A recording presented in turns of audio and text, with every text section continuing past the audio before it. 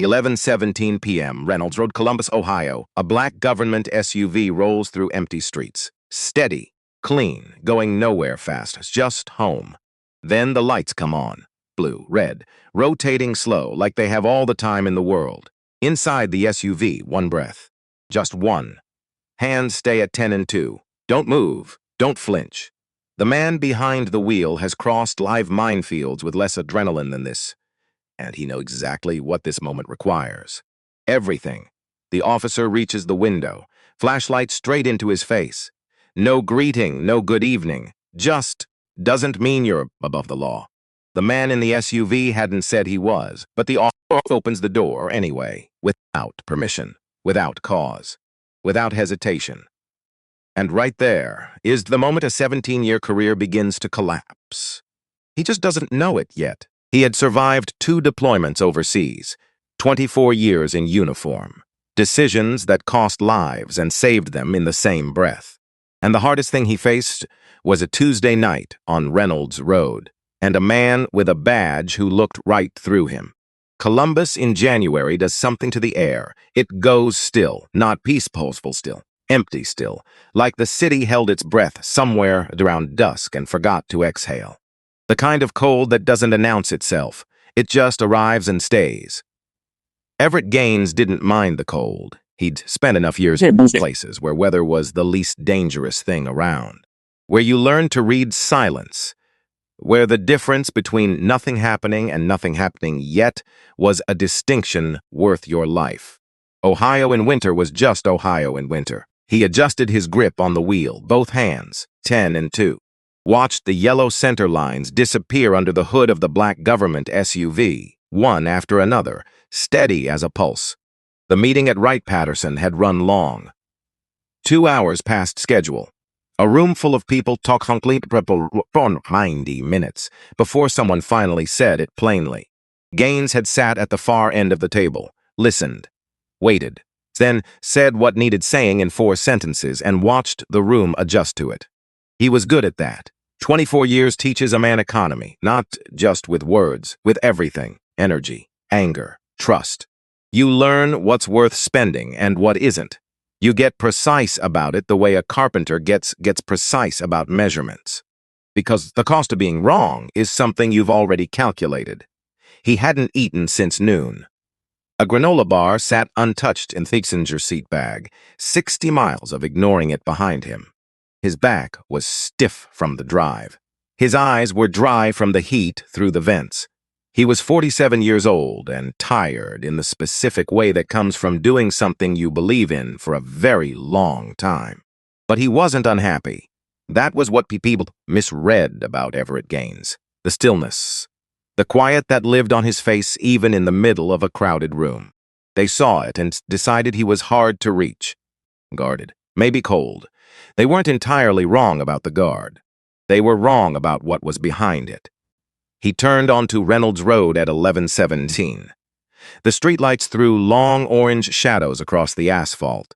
A few other cars moving in the opposite direction. Not many.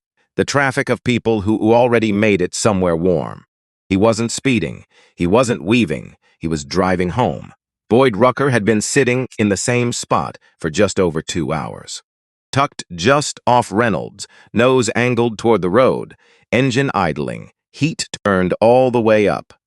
The kind of night where you park somewhere and tell yourself you're watching for something, when really you're watching a shift that won't end soon enough. 43 years old. 17 years on the job.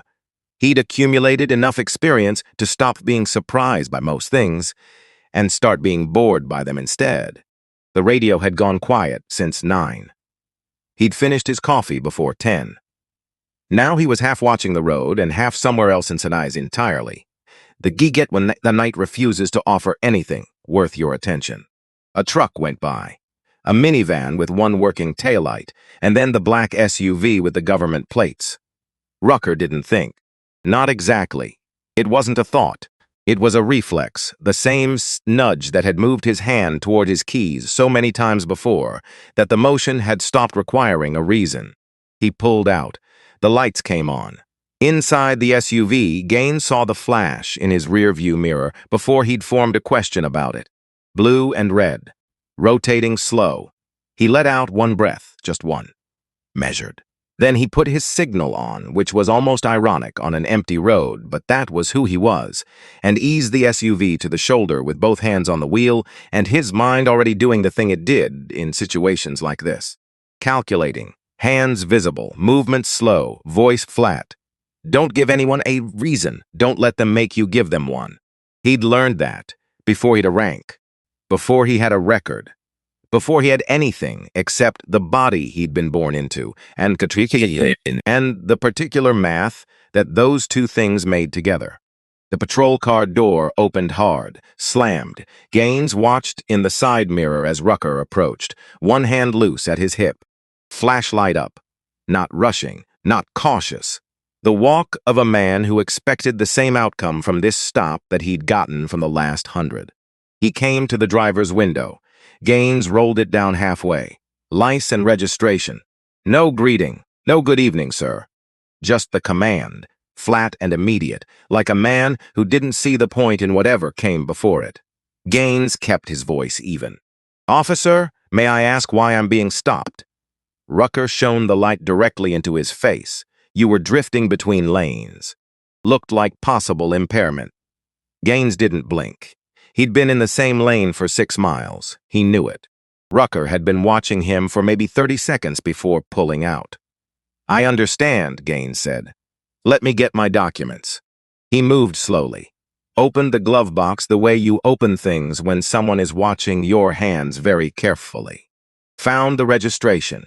Found his license. Added without rush. That's a government vehicle. I'm active duty military. Rucker looked at the license. Looked at the registration. A pause. Military, yes. Something that wasn't quite a laugh. Not quite a scoff. Somewhere between the two. Doesn't mean you're above the law. I never said I was. And there it was. That was the moment. Gaines felt it before he could name it. The small shift in Rucker's weight. The way something tightened in his voice that hadn't been there 30 seconds ago. Not anger exactly. More like adjustment. The recalibration of a man whose script had just been ignored. Step out of the vehicle. Gaines paused. Half a second. I'm sorry? Step out of the car. I'm conducting a sobriety checks. On what grounds? I've complied with everything you've asked. I haven't been drinking. I'd like to understand the reason. You're refusing a lawful order. I'm asking for clarification, Gaines said. Same tone, same volume, like reading coordinates off a map. That's not refusal. Rucker reached for the door handle, opened it himself. Sir, out of the vehicle now. Gaines didn't move for 1 full second. 1. Not defiance, not fear, calculation. He was measuring the situation the way he'd measured 100 situations in worse places than this. The options, the costs, the irreversible ones and the reversible ones. Then he reached slowly into his jacket pocket. I'm going to record this interaction, he said. He held the phone so Rucker could see exactly what he was doing with it. So we have an accurate record. For both of us. Rucker's eyes went to the phone. Something moved across his face. Fast. Gone before it could settle into anything he'd have to own. Get out of the car. Gaines stepped out. He was 6 feet even. Stood straight without effort. The posture of a man whose body had been trained long enough that was no longer a decision. It was just the shape he took up in a room. He wasn't aggressive, wasn't submissive. He was simply present in a way that made the air around him feel different. Rucker looked at him, and for one moment, just one, something in the back of Rucker's mind asked a question it didn't have an answer to. The rest of him was louder. Walk the line. He pointed to the sidewalk under the nearest light, heel to toe, arms at your sides. Gaines did it. No stumble, no sway, perfectly straight. The walk of a man who had crossed worse terrain than a stretch of Columbus sidewalk in January. He turned, walked back. He passed, obviously. Rucker wrote the citation anyway. Failure to maintain lane. He held it out without quite meeting Gaines's eyes. Gaines took it, looked at it once, then looked at Rucker. Not with anger, with something that lived underneath anger. Something quieter and more durable. Recognition. He'd seen something tonight, in Rucker's face. in the reflex of that hand reaching for the door handle, in the way Rucker had looked at him and made a decision about him before he'd said a single word. He'd seen it before, many times, in many forms, but he'd also seen something else just now, Rucker's face, the shape of it. The jaw, the way he held himself. Gaines had seen that face before, too. Not tonight, not on this road. Somewhere else. Somewhere with better light and different circumstances, and a handshake between them and both of them, smiling. He didn't say it. Not yet. He got back in the SUV, pulled onto Reynolds Road, drove into the dark at a steady speed with both hands on the wheel. The citation sat on the passenger seat. He didn't look at it again. Rucker drove back to the station, feeling the way he usually felt after a routine stop. Which is to say, not much. He logged the citation, wrote the report, failure to maintain lane, possible impairment, no arrest made. He kept it short, the way he always kept it short. Then he unclipped the body camera at the end of his shift and set it in the charging dock with the ease of a man depositing something he was finished with. Camera was acting up again, he said to the room. Not to anyone in particular, just said it, loud enough. Officer Dale Merritt looked up from his desk. What? Footage is going to be choppy. Third time this month. Rucker shrugged in a way that closed the subject. I'll file the equipment report. Merritt nodded. I went back to his paperwork, but something snagged, small. The way a thread catches on a rough edge and holds without you noticing until you've walked 10 feet and feel the pull. He didn't know what it was yet. He'd remember later. Rucker settled into the break room the following morning with coffee and the comfortable ease of a man back in familiar territory. Calloway was at the table. Diaz was refilling his mug, the kind of morning that moved at its own pace and asked nothing urgent of anyone. Had a stop last night, Rucker said. Not with much investment, the way you mention weather. Fed employee. Tried to pull rank. Calloway looked up. Yeah? Flashed military ID like that was going to change something. Rucker reached for the chips. Guy's name was Gaines, Everett Gaines. Calloway's mug stopped halfway to his mouth. Rucker noticed. 17 years of noticing things. What nothing? Just Calloway, just a mug down. You know that name? Should I? He came in maybe 4 years ago. Community Foundation thing. Did a whole presentation. Medals, the whole deal. A pause that had a specific weight to it. Bronze Star, Rucker. Rucker waved it off. Don't care what he's got. On that road, I'm the authority. Calloway didn't say anything else. Not another word. And that was the thing that stayed with Rucker longer than any argument would have. Not a disagreement. Not a challenge. Just a man deciding the conversation wasn't worth having anymore. Rucker ignored the feeling it left. He was efficient at that. Had been for years. The hotel room at 11:05 p.m. Also the specific silence of a place that had no stake in what had just happened. Gaines sat on the edge of the bed with his jacket still on and the lamp on low. The sighteen was on the nightstand. He looked at it the way he looked at problems worth understanding before deciding what to do with them. Then he pulled out the notebook. Small, black cover, spiral bound. He'd carried something like it for over decades. Notebooks, same habit. You write it down while you still know exactly what happened. Before the details soften, before your memory starts negotiating with itself, before what you felt starts rewriting what you saw. He wrote the time, 11:17 p.m., the location, Reynolds Road, eastbound approximately 4 miles east of Prescott. Badge number from the citation. Sergeant Boyd Rucker. Badge 1142, he wrote what was said. As close to verbatim as memory would hold. The sequence. The escalation. The specific moment Rucker's hand went to the door handle without invitation. He wrote, phone footage exists. Begin chain of custody documentation immediately. Then he sat back, looked at the ceiling. His son, Terrell, was at Ohio State. 19 years old, probably still awake. That was the thing about college. The hours has inverted themselves. But Gaines wasn't ready to explain this yet. Not because it was complicated. Because explaining it required a version of himself that had more distance from the moment than he currently did. He needed to stay in it a little longer. He needed to remember exactly what it felt like. Not the anger. The anger was present. He wasn't going to pretend it wasn't. But underneath the anger, Sabi was something that had been built for longer with it. Something that had a different weight. He had looked at Boyd Rucker's face when the citation was handed over, and he had recognized two things simultaneously. The first, the expression of a man who expected no consequences, not arrogance. Habit. The settled consciences of someone who had done this before and lived inside a system that had never required him to reckon with it. The second, the face itself. He turned the notebook to a clean page and wrote one more line. Recognized the officer from a prior event. Community Foundation, approximately 4 years ago. Photograph exists. Confirmed details. He capped the pen. The meeting at Wright-Patterson felt like it belonged to a different day entirely. The granola bar from the passenger seat was now on the nightstand next to the citation. He still hadn't opened it. He thought about the 5 people on that road before him, the ones without a notebook. Without the training to write it down before the edges blurred. Without a colleague who could give them a lawyer's name on a Tuesday. He thought about how many of them had taken the citation home and swallowed what came with it. Not because they weren't angry. Because the cost of saying something had always been higher than the cost of staying quiet.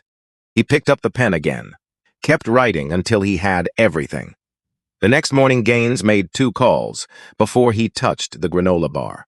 The first was to the JAG office. Concise, factual. He gave the name, the badge number, the time and location, and a summary of the stop. He mentioned the citation, the phone footage. The body camera malfunction report, he expected, was already filed. "Do you want to pursue this formally, Colonel?" "Yes," Gaines said. No pause, no deliberation.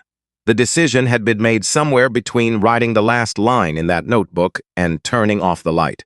The second call went to a number he'd held on to for 6 months without expecting to use it. A colleague had handed it to him after a conference. Attorney Dolores Fitch. Columbus area. Civil rights. "If you ever need someone who knows how this actually works," the colleague had said, "she's the one." He left a message on her voicemail. Clear, brief.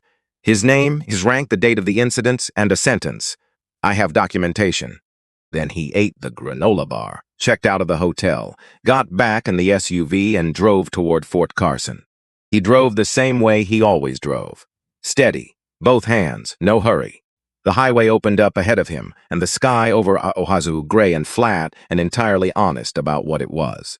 The citation was folded in his jacket pocket. He wasn't going to let it stay a piece of paper. Back in Columbus, Dale Merritt was at his desk for the morning shift. He'd slept on the thing that snagged at him the night before. Sometimes sleep clarified nothing, and sometimes it did exactly what it was supposed to do. This time it did its job. He knew what the thread was. 4 months ago, the city had installed traffic infrastructure cameras along Reynolds Road as part of a grant program. Nobody paid much attention to them. They weren't for surveillance. They captured traffic patterns, accident documentation. Nobody watched them live. But they recorded, continuously. He sat at his desk and thought about the northeast corner of Reynolds and Prescott. He thought about what the angle from that corner captured on a clear night. He thought about the timestamp on the citation Rucker had logged, 11:17 p.m., and the specific stretch of Reynolds Road that Rucker liked to park on during night shifts. He sat with it. He wasn't the kind of person who moved fast on things that had this much gravity. 6 years on the force had taught him to think before he acted, especially when what he was thinking about involved someone he worked with. But 6 years had also been long enough to understand something else. Not doing anything was also a choice. It just came with different consequences. He pulled up the city's infrastructure camera registry on his computer, found the northeast corner of Reynolds and Prescott, confirmed the camera had been operational since October. He opened a formal request form for footage access, filled it in, filed it through the correct channel, cited routine case review. It would take until Friday. He could wait until Friday. He went back to the rest of his morning. Rucker, 2 discs away, was writing a different report entirely and didn't look over. And in a government vehicle moving steadily west on a gray January highway, Everett Gaines was thinking about a face he'd seen in better light 4 years ago. A hand extended, a photograph, a smile that had meant something at the time. He was thinking about how far that was from Reynolds Road at 11:17 p.m. and how close. Fitch called back on a Wednesday. 8 days after the stop, Gaines was at his desk at Fort Carson when his phone rang. He picked up on the second ring. She asked 3 questions in the first 90 seconds, and he understood immediately that she was someone who didn't ask questions. She didn't already have a framework for answering. They arranged to meet the following Monday.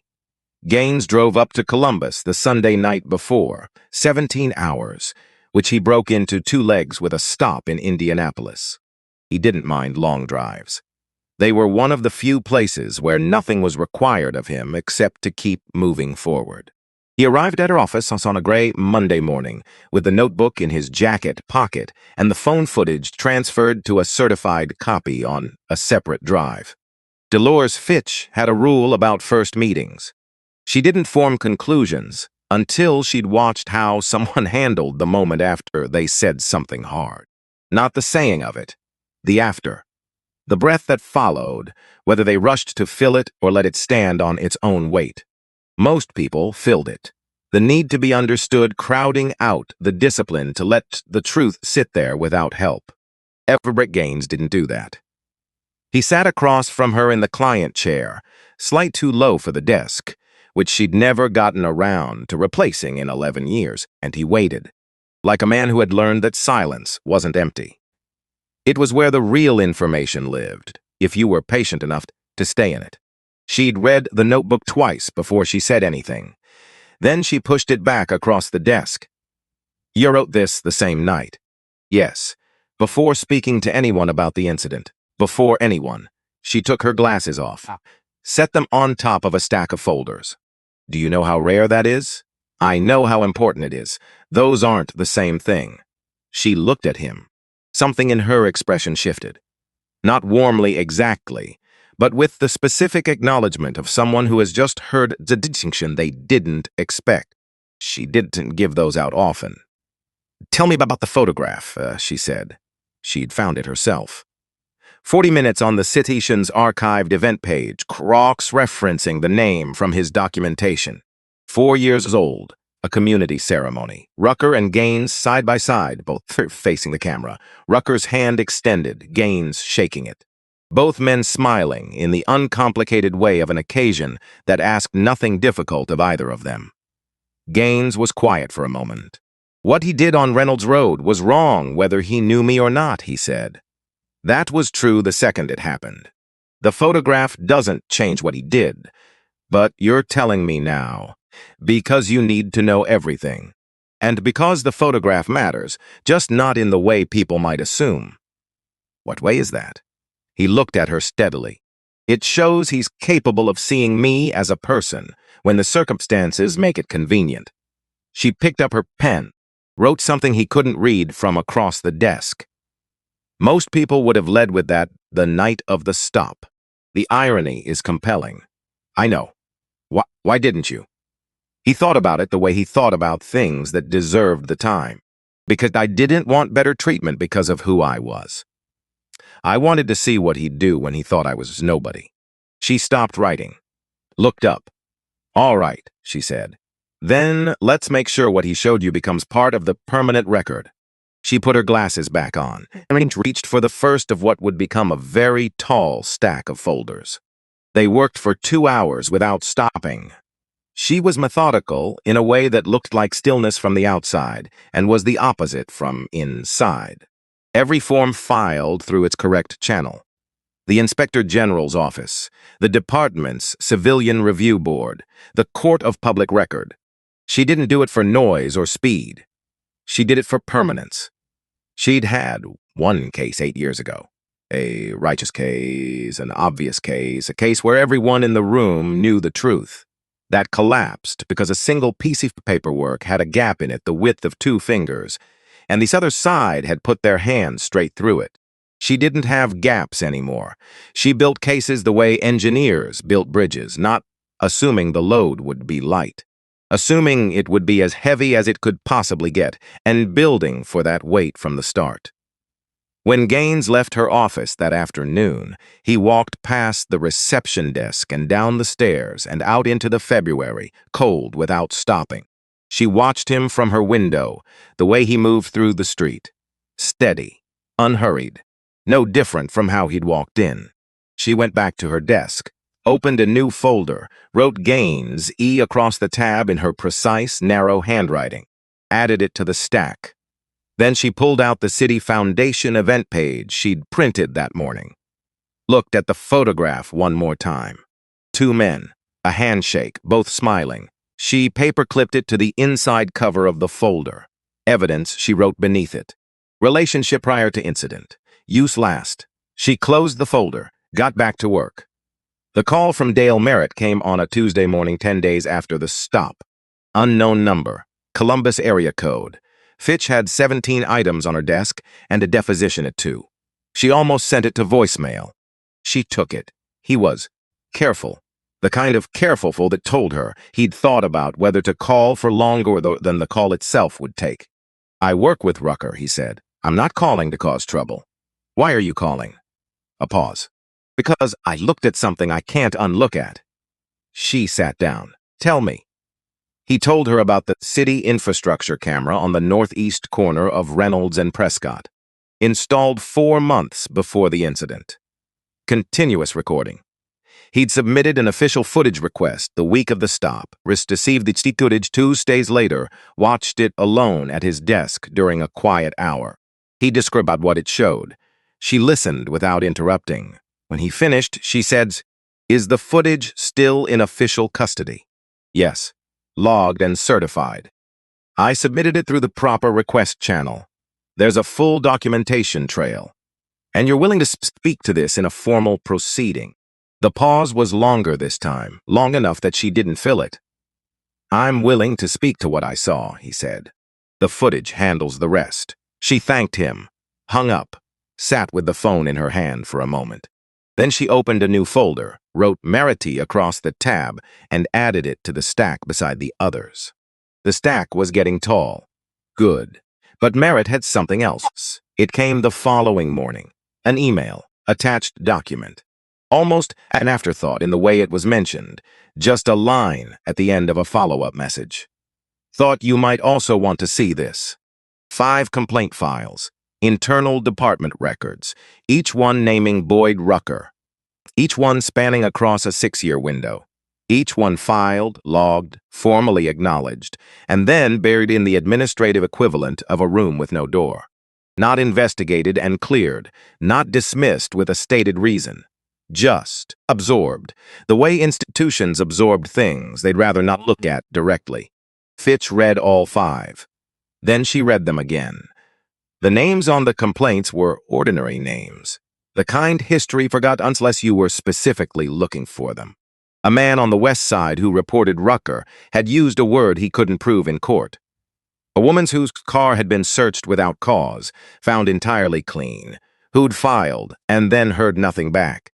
3 others, different details, different years, same shape, and on 4 of the 5 as reviewing officer, as to signature at the bottom of the no further action required memo, the name Owen Strick.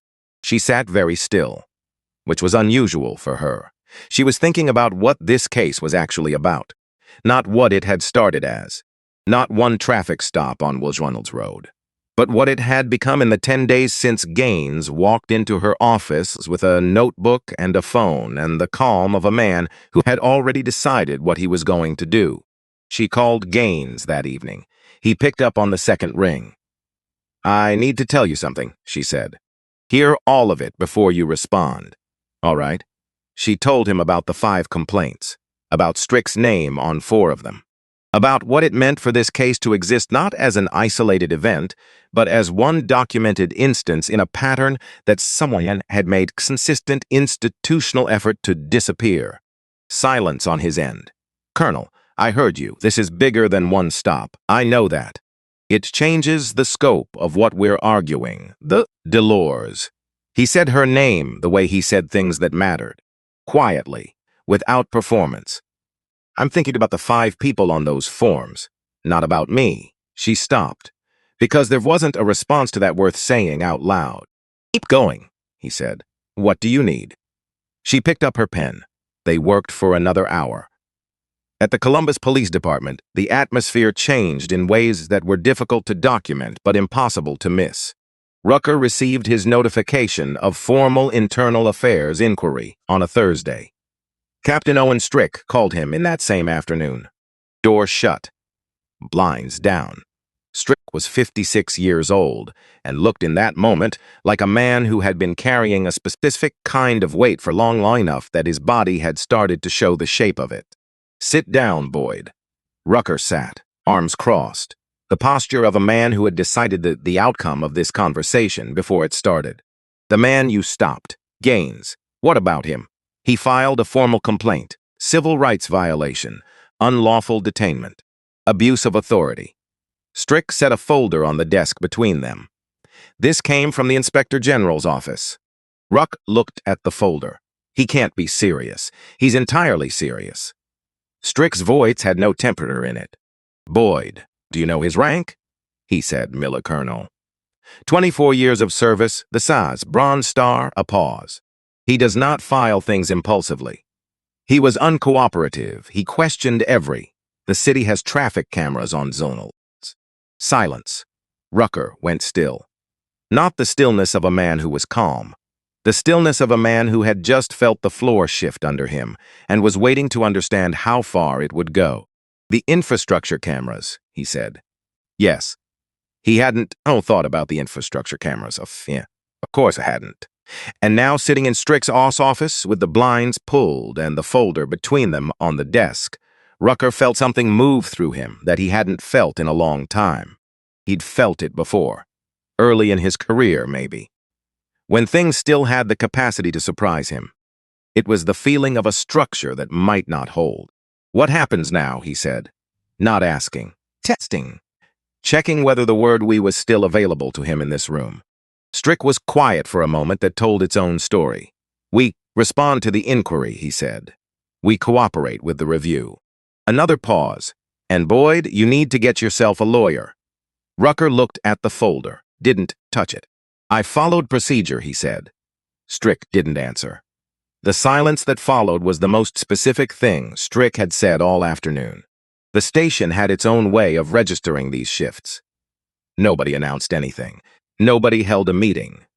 But the locker room had a different quality to it after that Thursday. Conversations that found their natural end a beat earlier than usual, Rucker walked. Eye contact that landed just to the left of his face.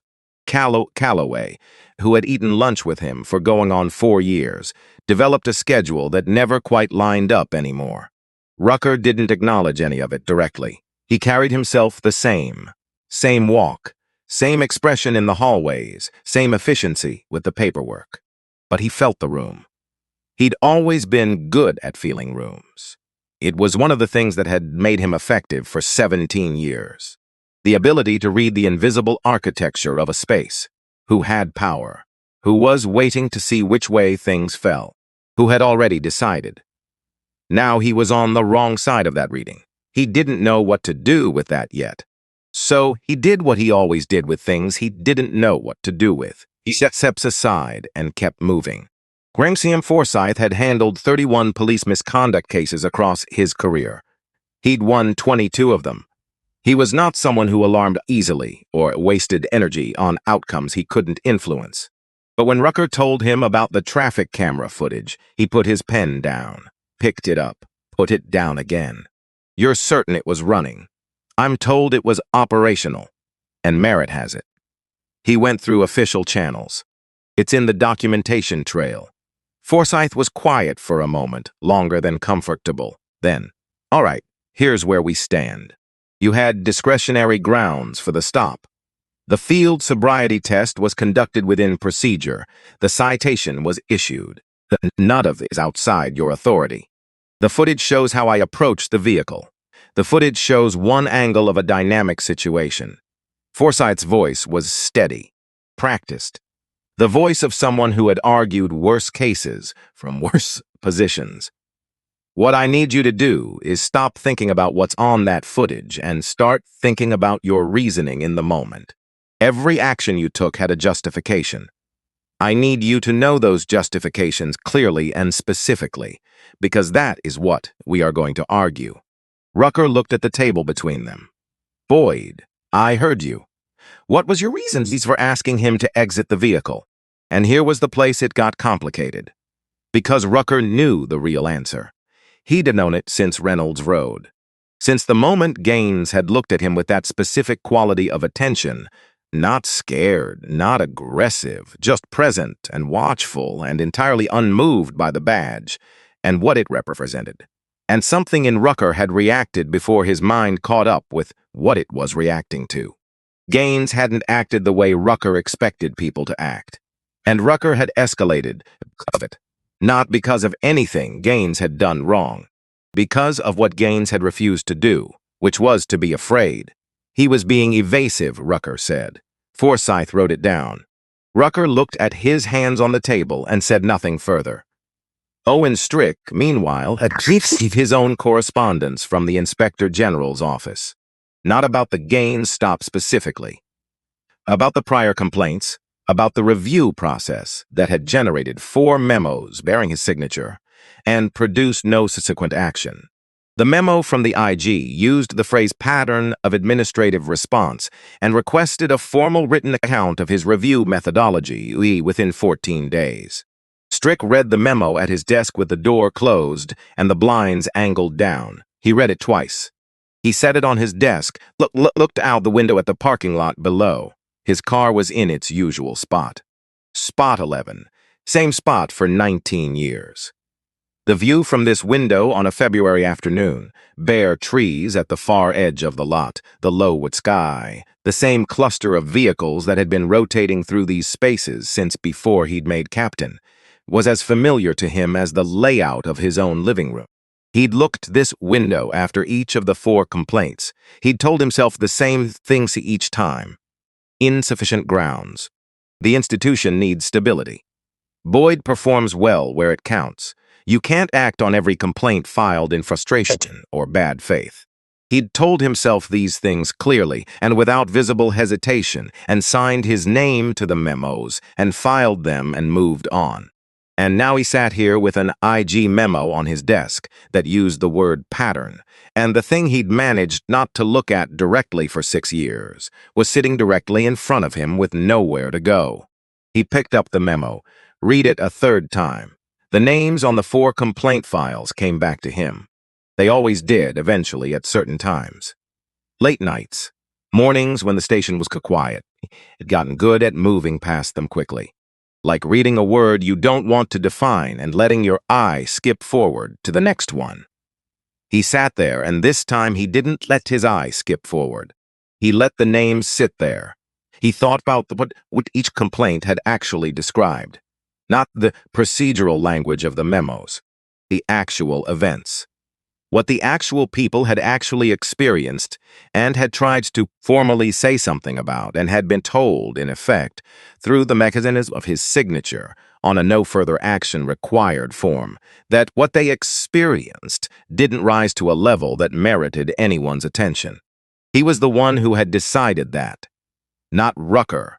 Rucker had generated the events, but Strick had been the mechanism by which those events were made to disappear. He'd known that. He'd known it every time. He just hadn't let himself stay in the room with it long enough for it to mean anything. He put the memo in his desk drawer, closed it. He wasn't ready yet. But something had shifted.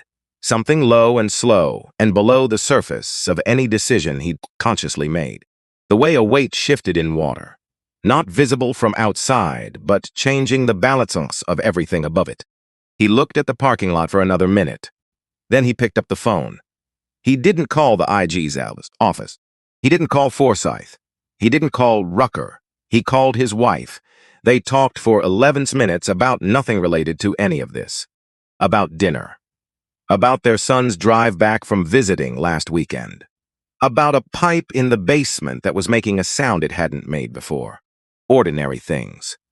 He needed ordinary things for a few more minutes before the rest of it arrived. After he hung up, Siat sat in the quiet of his office for a long time. The drawer with the memo in it was closed. He looked at it. He was thinking about Gaines. Not about the case exactly. About the man. About the fact that Gaines come back to Columbus, had retained a lawyer, had walked into a formal proceeding with a notebook and a phone, a documented account of an 11 p.m. traffic stop, and had done all of it without shouting, without theater, without making it about anything except what it actually was. Strick thought about what it cost a person to do that, the precision of it, the discipline of staying inside the facts when everything in you wanted to say something larger about what the facts meant. He thought about how long Gaines had probably been doing that. Long before Reynolds Road, long before this case. The accumulated discipline of a man who had learned early and thoroughly that losing your composure gave other people the permission to dismiss you. He opened the drawer, took the memo back out, set it on the desk in front of him. He didn't sign anything that night. He didn't call anyone. He just left it at the desks when he turned off the light and went home. But he left it on the desk. That was different from putting it back in the drawer. 3 weeks had passed since Reynolds Road when Rucker found Gaines. He hadn't planned it. That was what he told himself. He'd been in the area. He'd driven past Fitch's building twice before he parked. He sat in the car for 11 minutes before he got out. The February afternoon was flat and gray and honest about what it was. Gaines came out of the building at 4:17. Collar up against the cold. Moving with the unhurried deliberateness of a man who'd finished something and was already thinking about what came next. He almost reached the sidewalk before he registered Rucker, leaning against the car at the curb. He slowed, stopped, 10 feet between them. Neither spoke for a moment. The street made its sounds around them. A bus. Voices from somewhere up the block. The ordinary noise of a city that had no interest in this particular exchange. Rucker straightened. He wasn't in uniform. Jeans and a dark jacket. He looked, without the badge, like a different version of himself. Not smaller exactly. Just more like a person's and less like a role. "I'm not supposed to be here," he said. "No, my attorney doesn't know I came. I assumed that." Rucker looked at the ground briefly, looked back up. He had the expression of a man whose prepared words had stopped fitting the actual room. "I thought if I apologized," he started. Stopped. "If I apologized privately and you withdrew the complaint." Another stop. "It would be better." Gaines looked at him. Not with anger. With something more leveling than anger. The steady, clear attention of a man who had already assessed the situation completely and was giving the other person the dignity of finishing their sentence before responding to it. "Is that an apology?" Gaines asked. "Or a proposal?" Rucker's jaw moved. "Both. Those aren't the same thing." "I know." A moment passed. The bus went by. The voices up the block faded. "Mr. Rucker," Gaines said. And the way he used the name, no rank, no officer, was deliberate without being cruel. It named exactly what this was. "I've been in the military for 24 years. I know what an apology looks like. And I know what someone offering me a deal looks like." A pause. "This is a deal." Rucker said nothing. "Go home," Gaines said. He walked past him, into the cold. Not quickly, not angrily, just directly. The walk of a man who had said what needed saying and was done. Behind him, he heard Rucker stand for a moment in the gray afternoon. He didn't look back. He heard, eventually, a car door open. Close. Drive away. He went back upstairs. Fitch looked up when he walked back through her office door. "Surprised. You forgot something." Rucker was outside. She put her pen down with the deliberateness of someone controlling their reaction. Outside this building. He wanted to propose a private apology in exchange for withdrawal. The expression on her face moved through several things in quick succession. Professional concern. Alarm about the ethics of direct contact. And beneath both of those, something she kept contained but couldn't entirely extinguish. the grim, specific satisfaction of a case that kept proving its own thesis. "Tell me everything," he said. "Exact words, if you have them," he told her. She wrote all of it down. "This is a significant problem for him," she said when he finished. "Direct contact with opposing party without counsels present. Forsyth is going to be very unhappy, I imagine." She looked at him over her glasses. "How do you feel?" He sat down in the low chair. He looked tired, he said. "Not sorry. Tired. Like a man who's been carrying something without knowing how heavy it was until he had to hold it standing still." Fitch considered that. "Does that change anything for you?" "No." He paused. "But it means he knows. Somewhere under all of it, he knows." She nodded slowly. "That's more than most of them get to." She turned back to her notes. "Let's keep going." Gaines, 4 days later, called Terrell. He'd been putting it off, not because he didn't want to talk to his son, because every time he'd picked up the phone in the day since the stop, he'd felt the gap between what he could say in a phone call and what the thing actually was. And he hadn't wanted to hand Terrell a reduced version of it. Terrell picked up on the second ring. "Dad, how are you doing?" "I'm fine. You?" "I'm okay." A pause that both of them recognized. "I need to tell you something," he told him. All of it. The drive back from Wright-Patterson, Reynolds Road. Rucker, the citation, the notebook, Fitch, the 5 complaint files, Merritt and the camera footage, the encounter outside Fitch's office.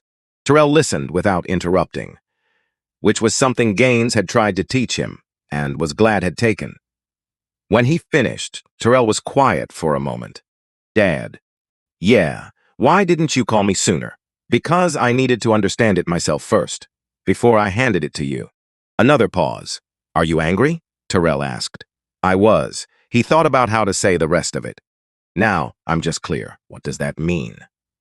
"It means exactly what happened, and exactly what I'm going to do about it, and exactly why." He paused. "The anger doesn't tell me anything the clarity doesn't already know." Terrell was quiet again. The thoughtful kind of quiet, not the uncertain kind. "Is it scary?" he asked. "Going to court?" "No." "Why not?" Gaines looked at the notebook on the desk in front of him, at the pages he'd filled on the night it happened and the days after, at the documentation that now existed in certified copies in 3 separate offices. "Because I've already done the work," he said. "The courtroom is just where the work gets presented." Terrell made a sound that might have been the beginning of a laugh. "You make everything sound like a logistics problem." "Most things are, Dad. Yeah, I want to be there. When it goes to trial." Gaines was quiet for a moment. "Then I know. Is that a yes?" "It's not a no." Terrell laughed for real this time. Short, real, his mother's laugh, the rhythm of it. "I'm coming," he said. Gaines didn't argue. He already knew he wasn't going to. The night before trial, he sat at the desk in his Columbus hotel room with the notebook open in front of him.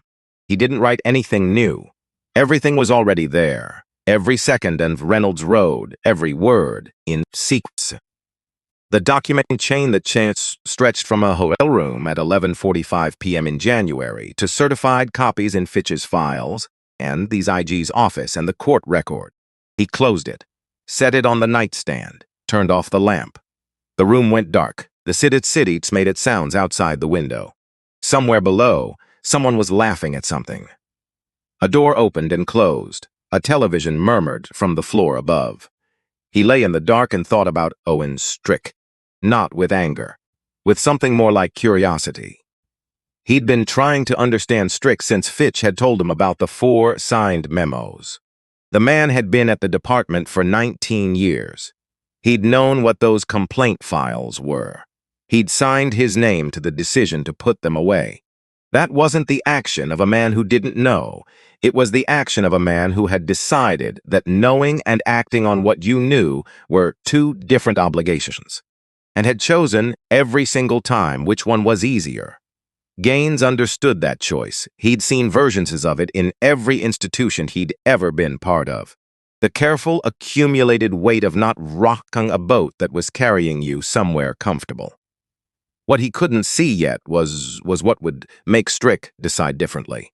He didn't try to predict it. He was good at not borrowing tomorrow's problems. He closed his eyes. Outside, Columbus kept its sounds. He slept. The morning of the trial, Everett Gaines wore civilian clothes, dark slacks, a gray wool sweater, a coat that was practical rather than impressive. He'd made the choice the night before.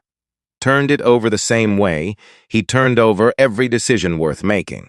He could have worn his dress uniform, the medals, the rank, the full weight of 24 years made visible on his chest. He knew what that did to a room, how the symbols landed before a word was spoken. He'd watched it happen to other people. He understood the mechanics of it, but that wasn't how he wanted to win. He wanted to win as a man. Not as a rank, not as a collection of commendations that argued, look how much he's worth, before anyone had heard a single thing he had to say. He wanted 12 people in that jury box to see a person who had treated as less than one, and understand what that meant without needing a uniform to pre-argue the point. So, civilian clothes, gray sweater, practical coat. He ate breakfast at a diner 2 blocks from the courthouse. Eggs, toast, coffee, black. He read nothing, checked his phone once, put it face down on the table, left a good tip and walked the 2 blocks in the cold. Pushed open the courthouse door. Terrell was already inside, sitting in the gallery's second row, still in the coat he'd worn on the drive from campus. He stood when he saw his father, didn't say anything, just stood. Gaines stopped, looked at his son for a moment. Then he put one hand briefly on Terrell's shoulder. "Sit in the back," he said quietly. "You'll see better from the back." Terrell nodded and moved without argument. Gaines walked toward the front of the room. The courtroom was smaller than expectation built it up to be. They always were. Dark wood panels that had absorbed decades of difficult mornings. Fluorescent lighting doing its best impression of something warmer. The smell of old carpet and coffee from somewhere down the hall, and the specific staleness of a room that had heard more hard truths than comfortable ones. Dolores Fitch was already at the plaintiff's table when Gaines arrived. She looked up, nodded once. No performance, no reassuring smile. Just, "We are here. We are ready. Let's do the work."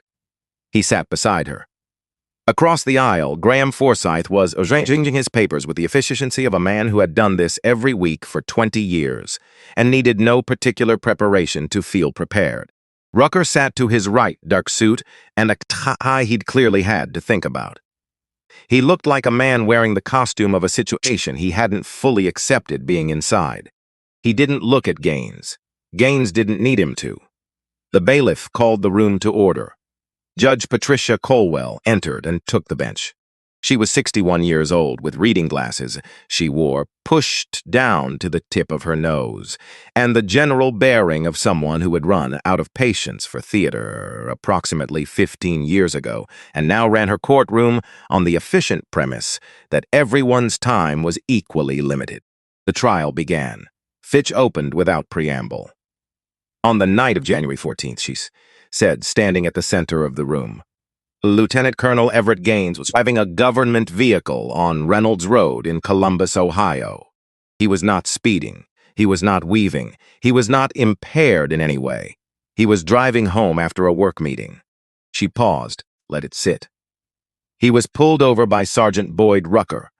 What happened in the 22 minutes that followed is documented from 3 separate sources.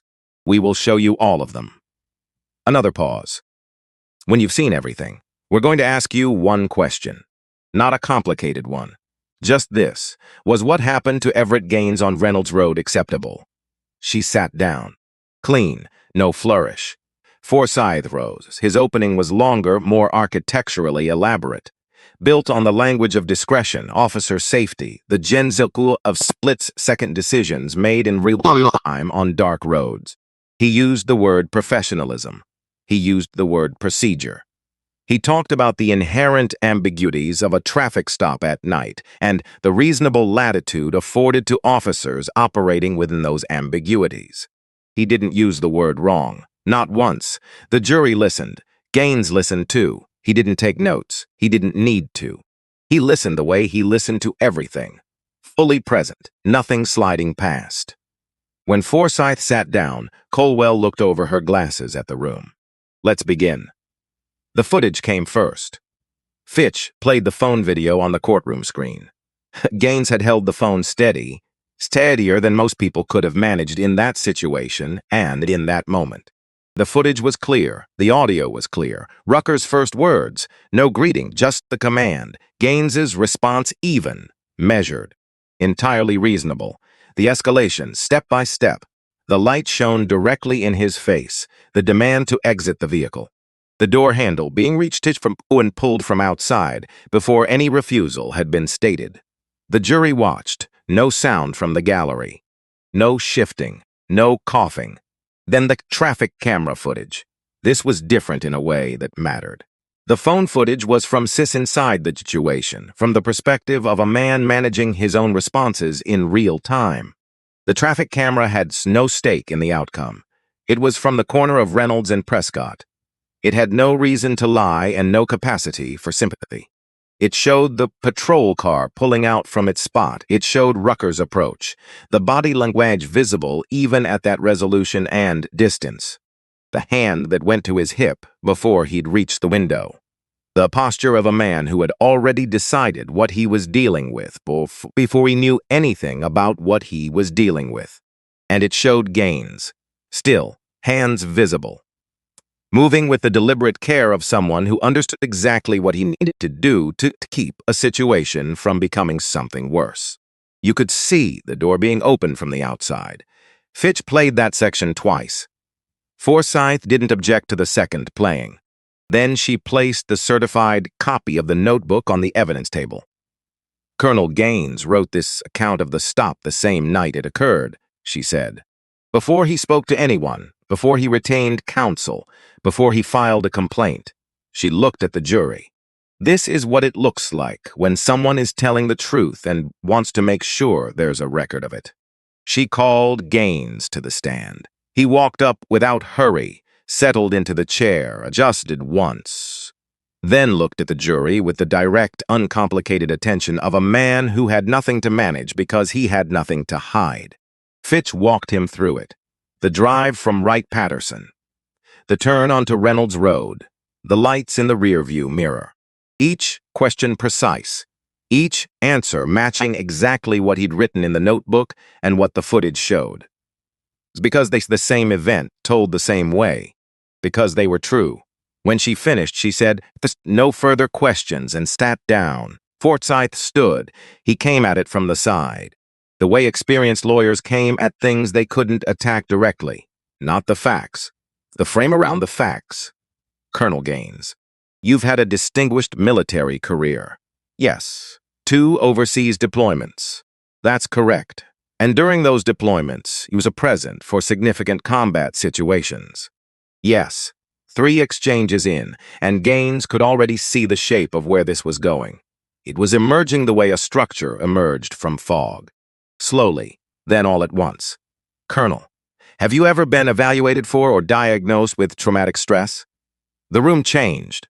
Not loudly, not with any visible drama. Just a shift in the quality of attention. The specific shift that happens when 12 people realize simultaneously that something significant just arrived. Fitch started to rise. Gaines placed his hand on the stand railing, quietly, calmly. "I'd like to answer that," he said. She sat back down. He looked first at Forsyth, then at the jury. "Yes," he said. "I have a diagnosis. I've been in treatment for several years.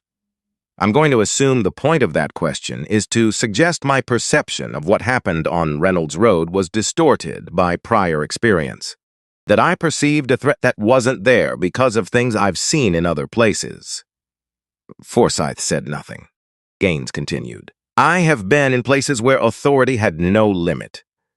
Where the people with the weapons decisions about who mattered based on factors that had nothing to do with behavior or law.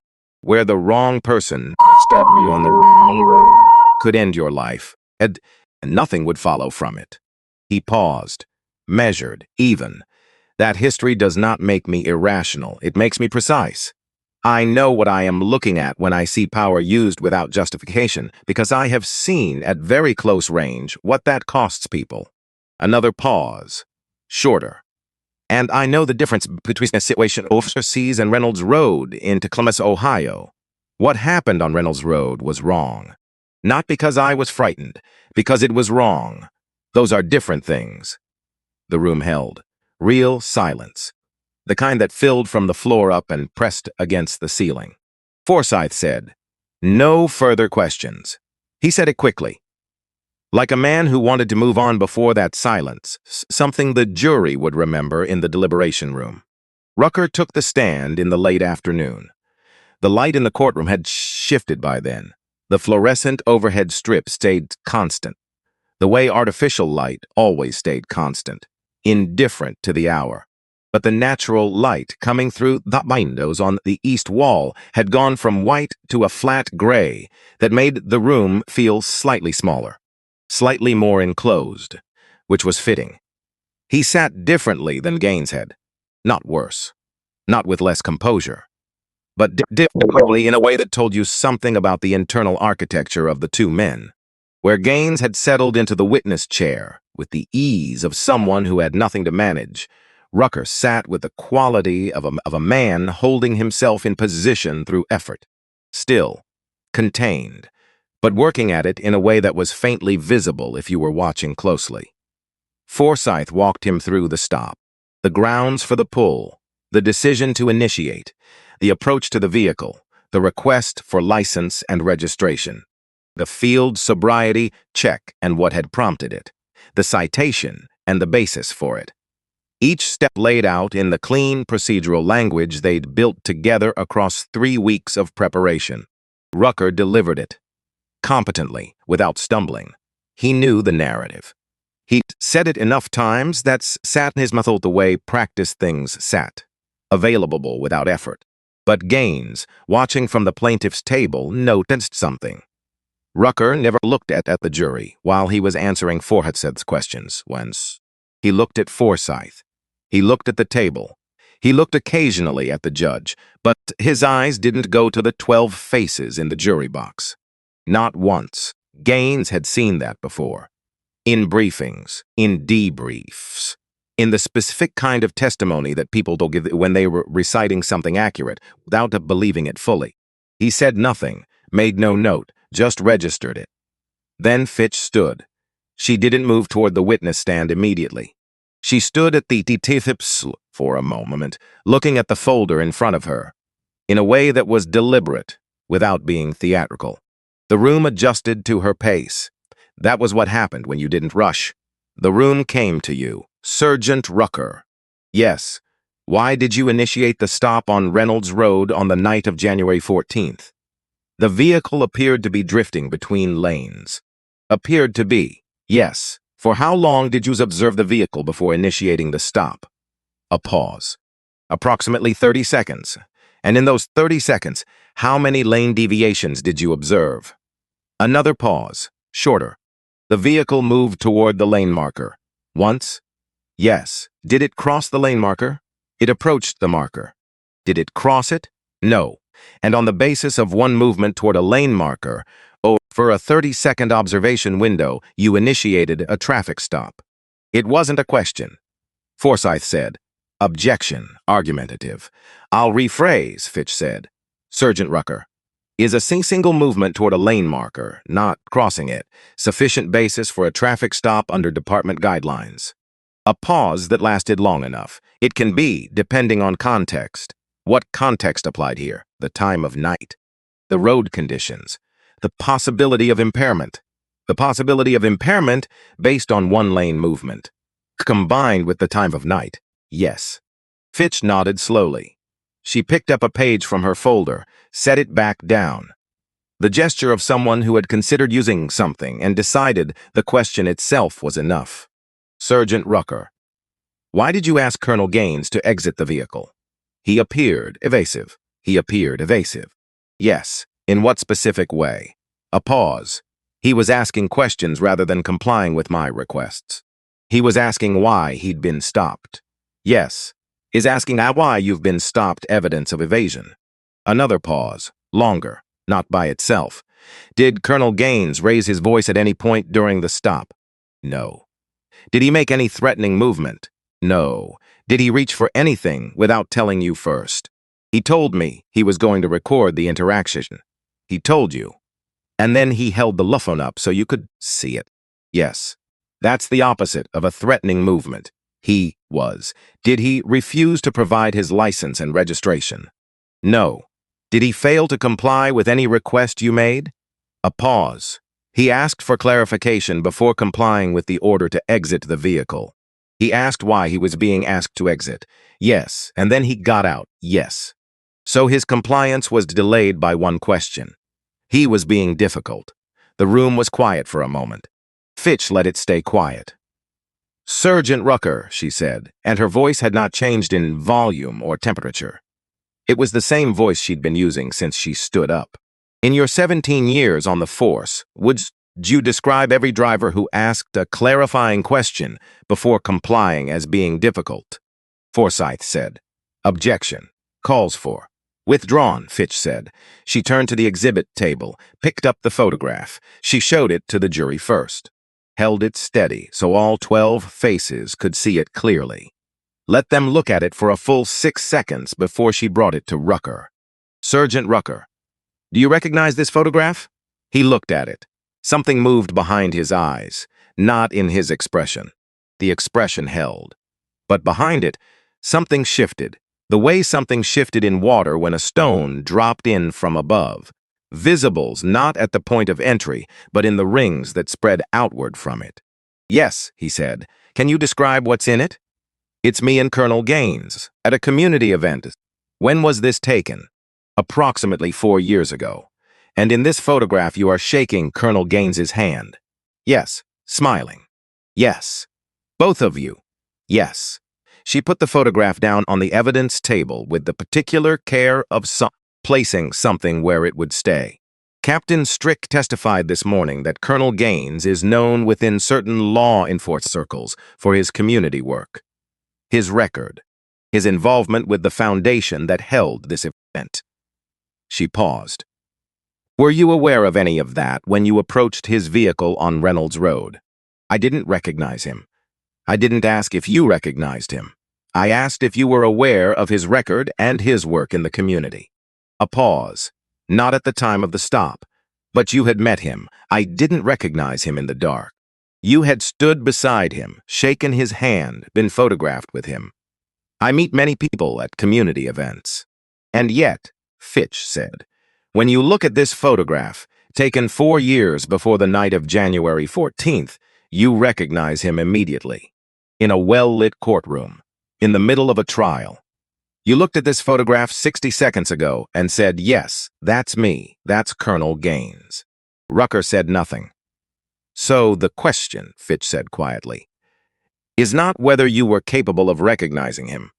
The question is what you were looking at when you approached that vehicle on Reynolds Road, and whether you were looking closely enough to see who was there. Forsyth said, objection. Argumentative. Sustained, Colwell said. Move on, counselor. No further questions, Fitch said. She sat down.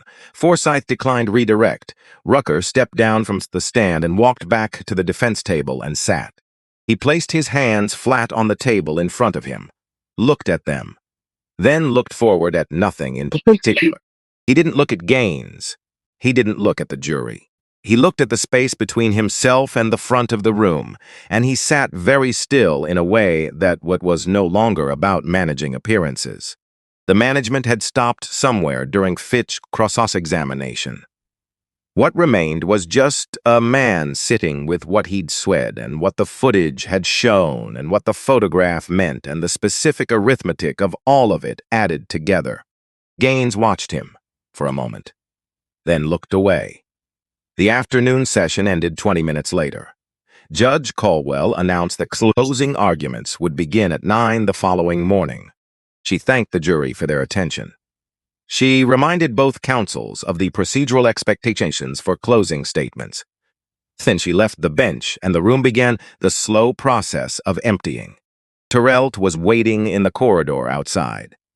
He fell into step beside his father without speaking.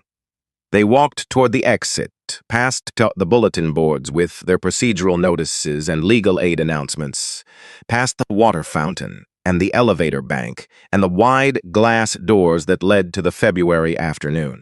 "Tomorrow," Terrell said. "Not a question, just an acknowledgement." "Tomorrow," Gaines said. They pushed through the doors together. The cold hit immediately, clean and sharp.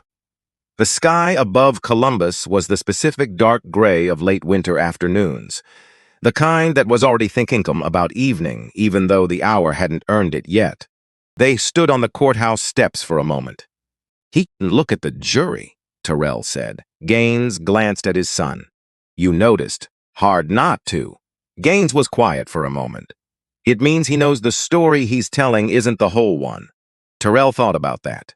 Does he know it consciously? Some part of him does.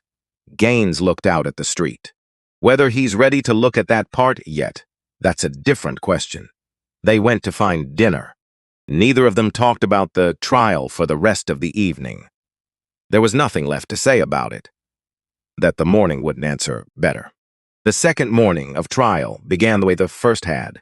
Fitch at the plaintiff's table with her folders, arranged in the exact sequence she would use them, nothing left to chance or improvisation. Forsyth consulting in low tones with Rucker at the defense table.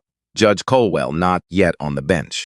The bailiff at his station with the crossword puzzle he'd been working on for 3 days tucked below the desk at an angle that was visible to anyone sitting a sightline, but that everyone had agreed through the unspoken courthouse convention of professional courtesy not to comment on.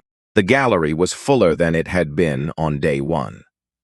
Word had moved in the way it moved about things that mattered to people who were paying attention.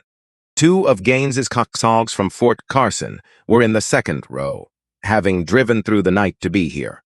They'd called him the evening before to say they were coming. He'd told them it wasn't necessary. They'd come anyway. He hadn't argued. He knew what it meant when people showed up without being asked and didn't need to be thanked for it. A few faces from the department that Merritt recognized and didn't comment on. Civilians who had tracked the case through local coverage and decided it was worth a morning of their lives. A woman in the third row with a notebook open on her knee who Fitch had spotted and identified as a journalist from the city paper. Local only, so far. That could change depending on what happened today. Terrell was the back row where his father had asked him to sit. He had been given 3 weeks' notice of the court date. The official letter had arrived at Fort Carson on a Tuesday morning.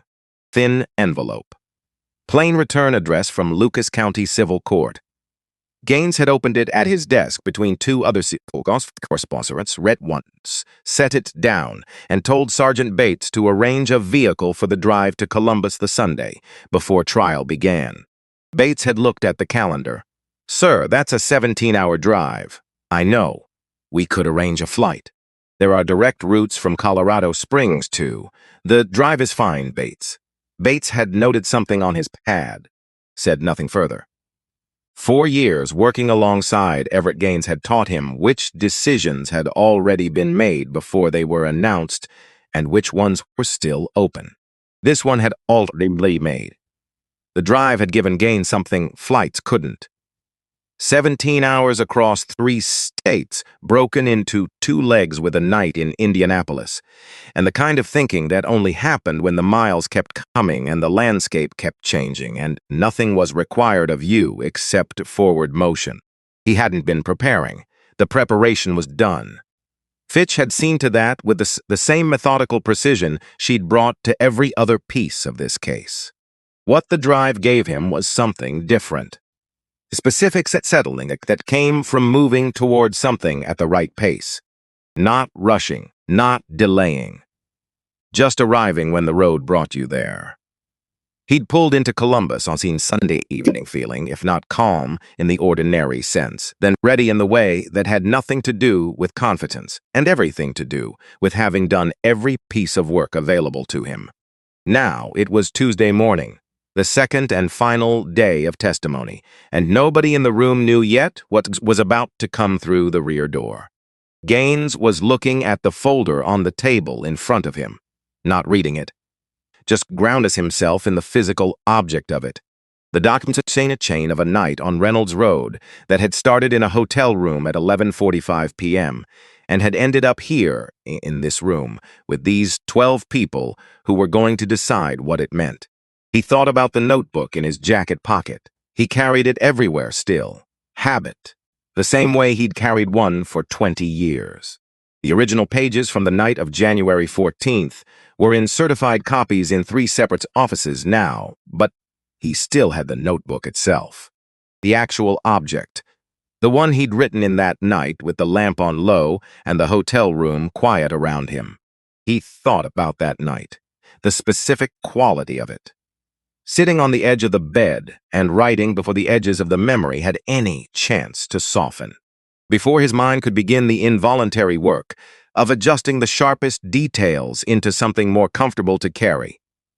He'd written it down because he believed that truth was a thing you had to protect, not from other people, from time, from the slow erosion of your own need to make sense of things in ways that let you sleep at night.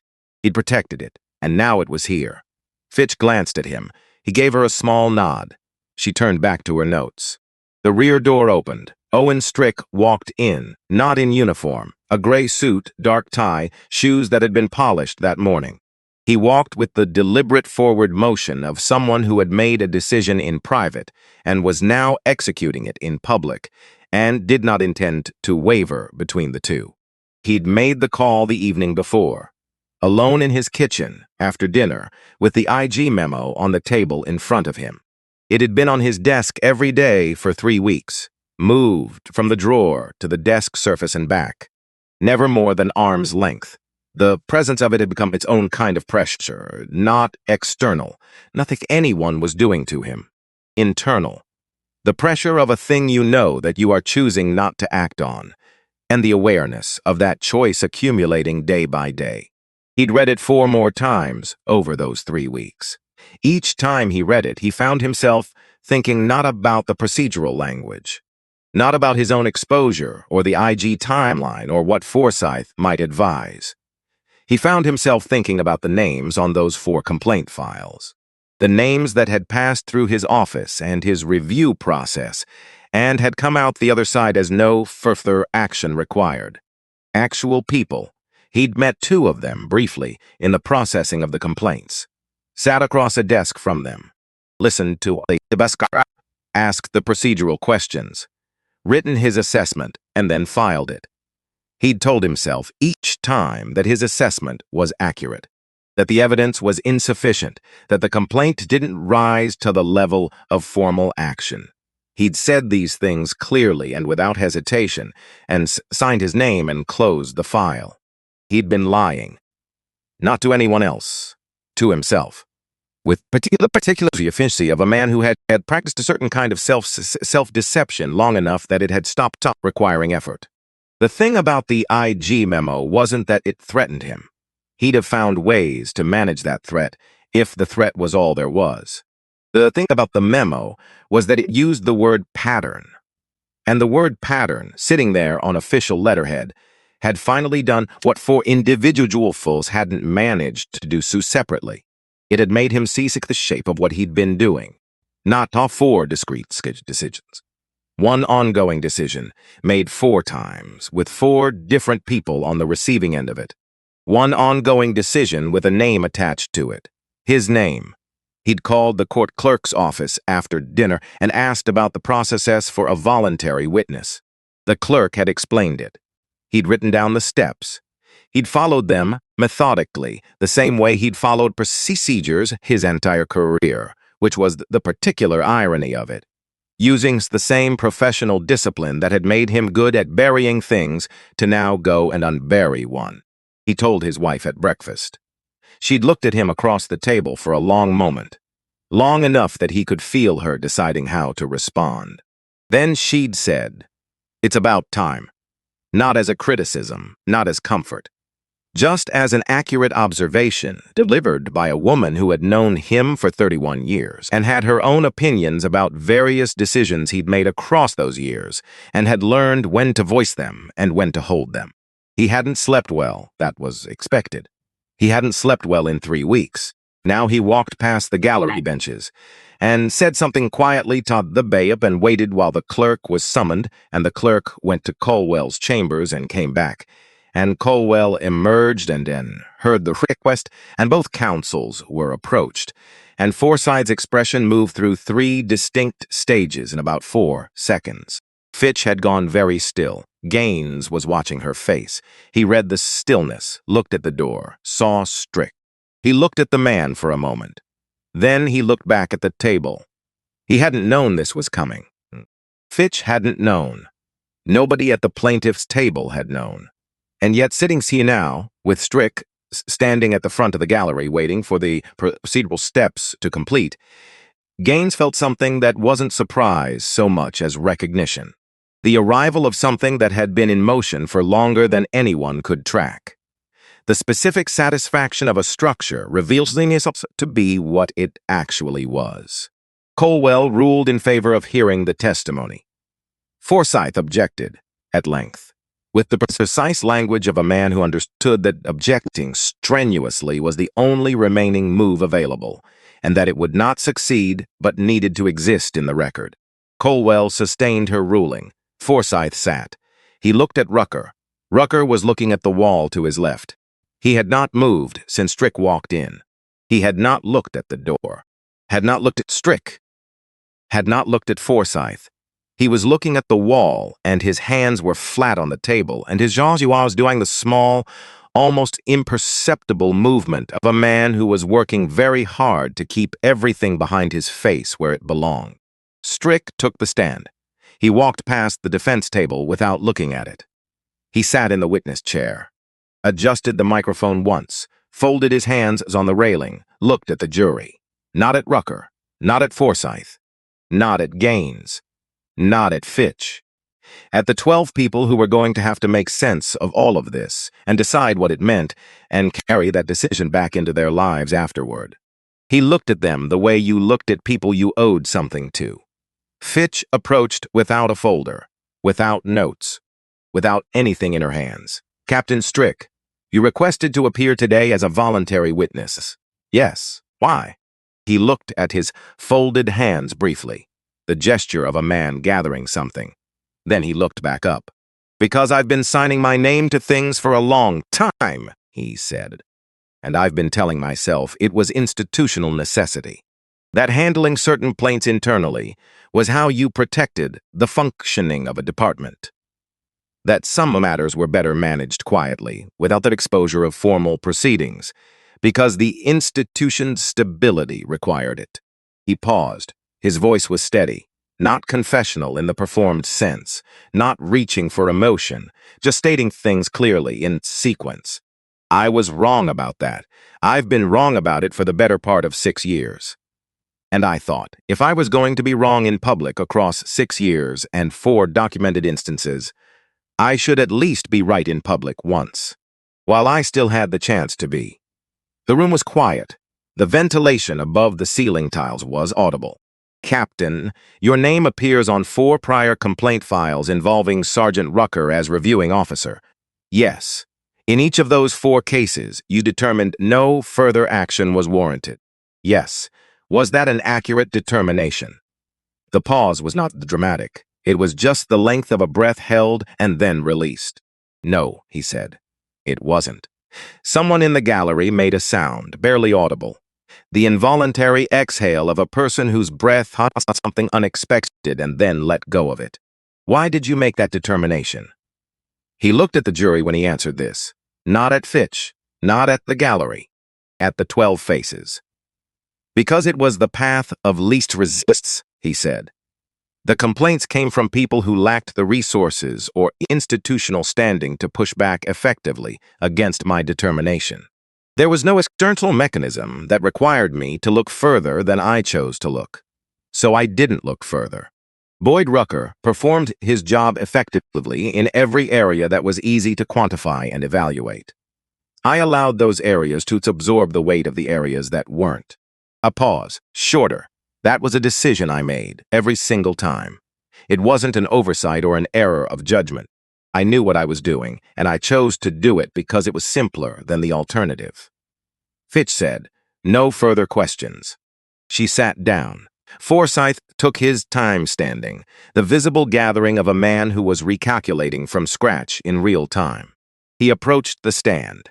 He questioned the timing, the motivation, the convenient proximity of the voluntary testimony to the EG review that was already underway, and to which Strick's cooperation would presumably be relevant. He questioned whether the appearance today was in fact a strategic decision dressed in the language of conscience. He was not wrong to raise these questions. They were reasonable questions. They were the questions a good defense attorney was obligated to raise. Strick answered each one. He had followed official procedure to add himself to the witness list. His testimony concerned events within his direct personal knowledge and official capacity. He was not in communication with the IG office about the specifics of this testimony. He was not negotiating anything with anyone. "Captain Strick," Forsyth said, in the tone of a man arriving at his real question. "Is it possible, not certain, just possible, that your presence here today is primarily motivated by a desire to manage your own exposure in the Inspector General's review by demonstrating cooperation before that review produces its own findings?" Strick looked at him, not defensively, not with resistance of someone who has been caught, with the steadiness of someone who has already sat with this question in private and arrived at an answer they are prepared to carry. "It's possible you believe that," he said. "It isn't what's happening. How would anyone here know the difference?" A pause. "They wouldn't," Strick said. "Not with certainty, that's true." He looked at the jury.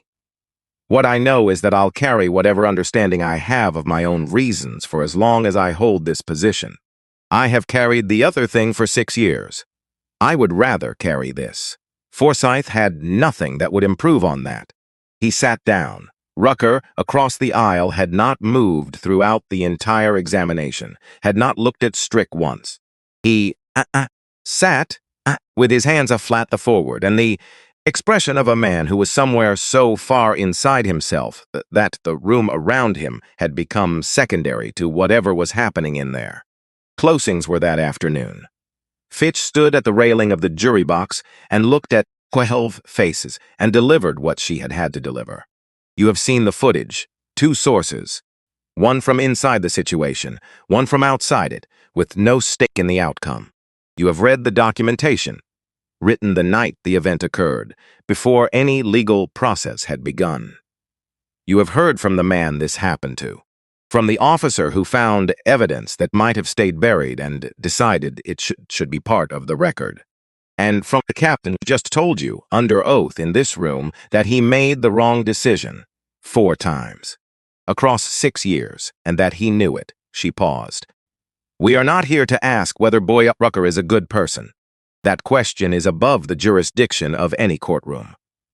We are asking whether what happened to Everett Gaines on Reynolds Road on the night of January 14th was acceptable, whether he had the right to be treated as a person during a lawful traffic stop, whether a pattern of behavior buried 4 times over 6 years by a supervisory officer who has now admitted under oath that those burials were wrong, whether all of that deserves to be part of the permanent public record."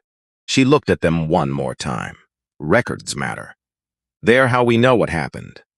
They're how the next person stopped on a road like Reynolds Road has something to point it to when they need it. Something that says this was examined, this was judged, and this was wrong. She sat down. Forsyth's closing was everything a professional defense closing should be. Procedurally grounded, factually careful, built on every available foundation. He was good at his job. He was arguing uphill, and the jury could feel the grade. They were out for a day and a half. Gaines spent it in motion, walking the city in the morning, eating at reasonable hours, sleeping adequately both nights. Call once each evening, not about the case. He called Fort Carson once to check on a logistics matter that had nothing to do with Columbus and everything to do with maintaining the rhythm of the work that would be waiting for him when he got back. Fitch called. "How are you holding up? Fine. You need anything?" "No. Whatever they decide." "The record already exists," he said. That part already happened, regardless of what they decide. That's what I came here to do. She was quiet for a moment. Yes, she said. It did. The call came on Thursday afternoon. He was in the hotel lobby with a newspaper. He folded it without finishing the article he'd been reading, put on his coat, walked the 2 blocks. The courtroom was quieter. Only the people who had been present throughout. Terrell in the back row, Merritt in the side aisle, the 2 colleagues from Fort Carson, still there, still silent. The journalist from the city paper with her notebook. Rucker was already seated. He looked different from the man who had sat at that table 3 days ago. The suit was the same, the tie was the same, but something structural had shifted. Not in his posture exactly, in the quality of his presence. Like a building, still had all its walls standing, but had lost things essential in the middle that had been holding everything else in relation to itself. He looked like a man who had been sitting with a very difficult truth for 36 hours and had not yet decided what to do with it.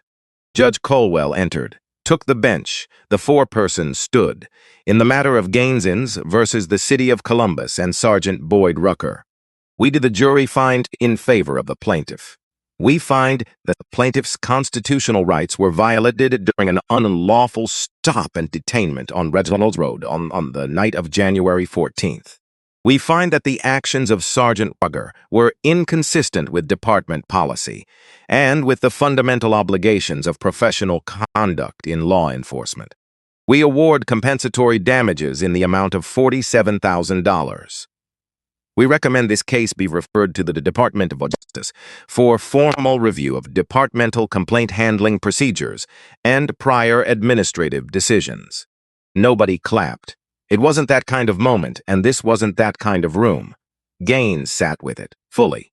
Let it arrive and settle without rushing it along. Not triumph, not relief in the uncomplicated sense that word usually carried. Something more precise than either of those things. The feeling of a sentence arriving at the word it had been building toward for 3 months. Accurate, complete, done in the right way. He looked at the ceiling briefly, then at his hands, then across the aisle at Rucker. Rucker had not moved. Forsythe was leaning in, speaking quietly, but Rucker wasn't tesracking the words. He was somewhere inside sat what had just happened. Not collapsed, not visibly broken, just present with it. For the first time in a way that looked genuine rather than managed. Gaines looked away. He didn't need to watch that. Outside, the February air was sharp and real and cold, in the way February in Ohio was always cold. Honestly, and without apology, just stating the fact of itself. Fitch stood beside him on the courthouse steps. Neither of them spoke for a moment. The city moved past below. Ordinary, continuous, people going to places they needed to be. You could have asked for more, she said. Damages. I know. The referral to justice is significant. A full review of how Strick handled those files. That process is going to reach some in situations we don't know about yet. People who never filed anything because they'd already learned it wouldn't go anywhere. Good, Gaines said. That's the part that matters most. She looked at him. The assessing look she'd had the first day he walked into her office. Whatever she was measuring, she'd been measuring it since January. Most people would have celebrated, she said. I'll celebrate when the review produces something. Almost a smile. The reluctant kind that cost her something to give. I'll send the final documentation to Fort Carson. Thank you, Delegors, for all of it. She held his gaze for a moment. Then she picked up her bag, went down the steps, and moved into the city and was gone. Terrell appeared at his father's shoulder. Didn't say anything, just stood in the cold, hands in his coat pockets, eyes on the street below. They stood there together for a moment. Long enough. Go find something to eat, Gaines said. I'll meet you in an hour. Terrell looked at him. Read the look. He was good at reading his father by now. Where are you going? One more thing. A pause. Then the nod, the specific nod of someone who understands something they haven't been told directly and has decided to trust it. 1 hour, Terrell said. He went down the steps. Gaines stood alone for another moment. The city spread below him in the gray afternoon light. He thought about the drive in front of him. 17 hours back to Fort Carson once this was done. He'd stop in Indianapolis again. He'd have the road and the miles, and the specific clarity that came from moving through open space at a steady pace with nothing required of you except to keep going forward. He'd have time to think about what came next. Not tonight. Tonight there was one more thing. He walked to his car. He knew the address. He'd looked it up 2 days ago and then decided to wait until after the verdict.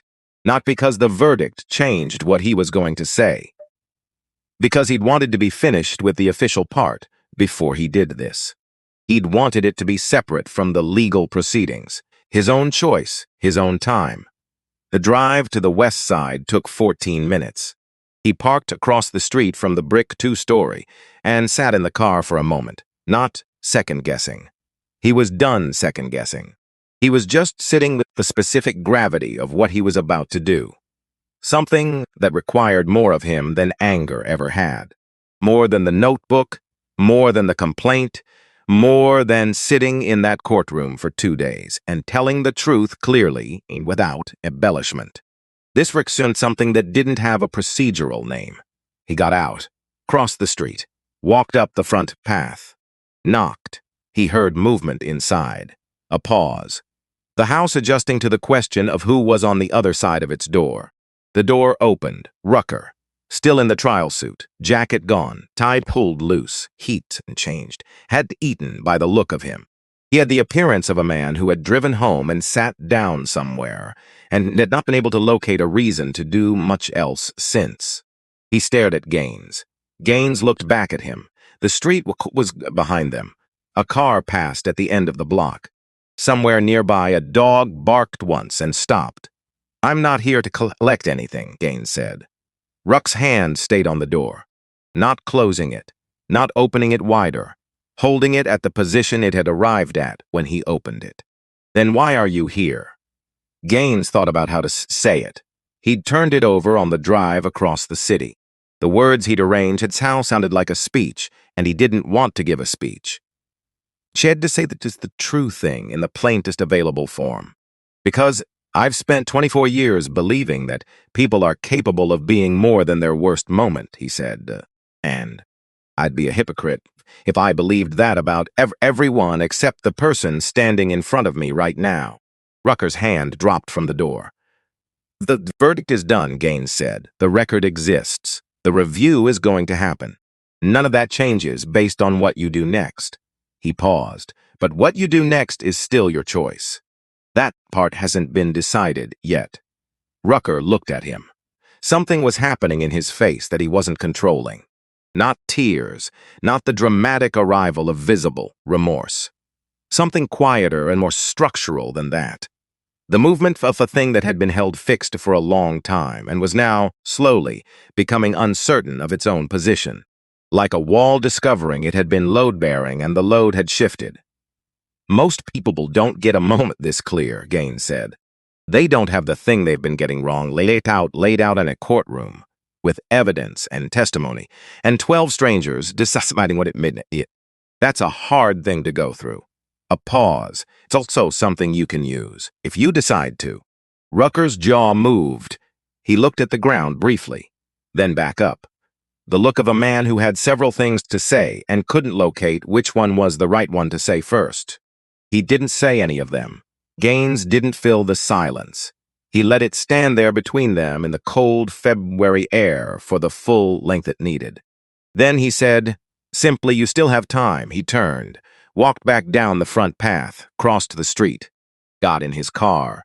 He heard the front door close behind him, softly. The specific softness of a door closed by a person who chose to close it themselves rather than having it close for them. He sat in the car for a moment. The street was quiet. The gray afternoon light was thinning toward evening. He looked at the house for a moment. The porch light that was already on, even though it wasn't dark yet. Then he started the engine, pulled out, drove away. He didn't look in the rearview mirror. He didn't need to. What happened next in that house was Rucker's to decide. Gaines had said what he came to say. He'd meant every word of it, and he'd meant nothing beyond it. Not forgiveness offered, not absolution extended. Just one man telling another that the door was still open, that the time to walk through it hadn't run out yet. Whether Rucker walked through it was a question that belonged entirely to Rucker. Gaines drove. The city opened around him, and then the highway opened ahead of him, and he pointed the SUV west toward Indianapolis and the long, dark road home. He thought about the notebook in his jacket pocket. He thought about the night he'd written in it. The lamp on low. The hotel room quiet. The citation on the nightstand next to the granola bar he'd finally thrown away the next morning. He thought about the 5 complaint files and the names on them and the IG review that was now formally in motion. About the work that had just begun in the departments and offices his case had touched. About how long that work would take and how many people it would reach, and how most of them both would never know his name.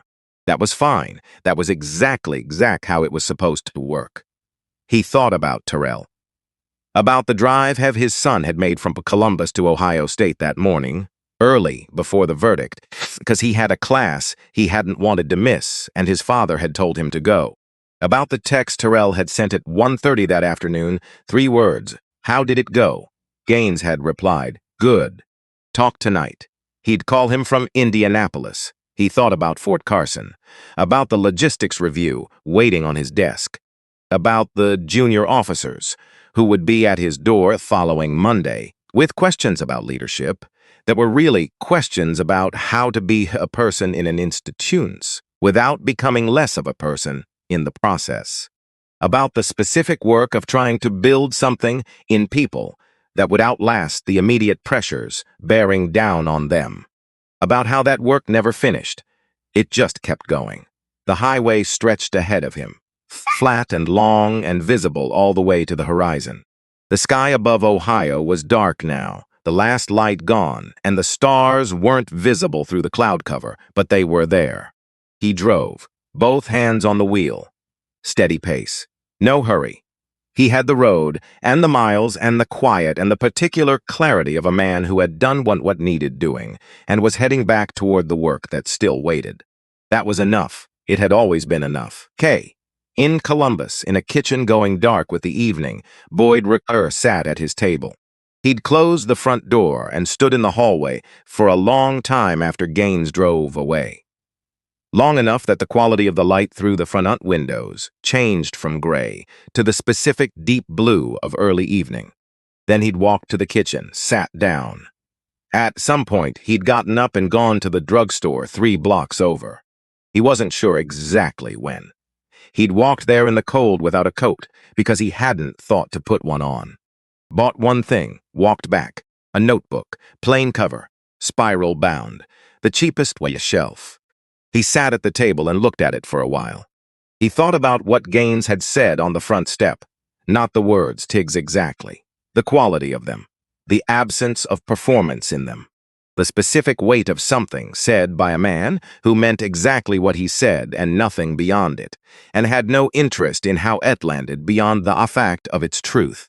He'd spent 17 years being certain of his read on situations, certain of his instincts, certain that the badge gave him an authority that was essentially self-validating, certain that the complaints that had come through Strick's office and gone away quietly, because they were insufficient, because they didn't rise to the level, because the system had evaluated them and found them wanting. He hadn't examined that certainty. He'd lived inside it, the way you lived inside a house you'd grown up in, without asking about the foundations, without asking what the walls were made of, just moving through it every day, room to room, taking the structure for granted. The footage from Reynolds Road had been the first crack. Not in his story. In the certainty underneath the story. He'd watched himself on that camera, from the outside, from the angle of something that had no stake in how he came across. And he'd watched himself approach that vehicle with his hand, already at his hip, before he knew anything about the driver. He'd watched himself shine a light in a compliant man's face. He'd watched himself open a door that belonged to someone else. He'd watched himself and not recognized immediately the man he was watching. That was the thing that had stayed with him across the 3 weeks since he'd first seen the footage. Not the legal exposure, not Forsyth's assessments, not even the verdict, but not recognizing. The gap between who he'd believed himself to be and who he'd watched himself be on that footage. Those were not the same man. And the question of how that gap had opened, and over how long, and through what series of choices, each of which had seemed reasonable in isolation. That was the question he'd been unable to put down since the first day he saw the footage in Strick's office. He opened the notebook, looked at the first blank page, picked up a pen. He wrote one line, "I did not see him." He looked at it. Then he wrote the next line. "That is the truth of what happened on Reynolds Road. I did not see him. I looked at that vehicle, and I made a decision about what I was looking at before I knew anything about what I was looking at. And everything I did after that was downstream of that first decision. Every escalation, every order, every piece of paper I filed out afterward that described the stop in language chosen to justify what I had already done rather than to describe what had actually happened." He kept writing. Not for Forsyth, not for the IG, not for anyone who would ever read it. He wrote it for the same reason he now understood Gaines had written in his notebook the night of the stop. Because a thing you refuse to name retains a power over you that a named thing doesn't. Because honesty, even in private, even in a notebook that no one would ever see, was the beginning of something rather than the performance of it. He wrote about the first time he'd stopped someone the way he'd stopped Gaines. Not that stop specifically, the pattern of it. The habit of looking at certain cars in certain places at certain hours and making a decision before the evidence was in. He tried to remember when that habit had started.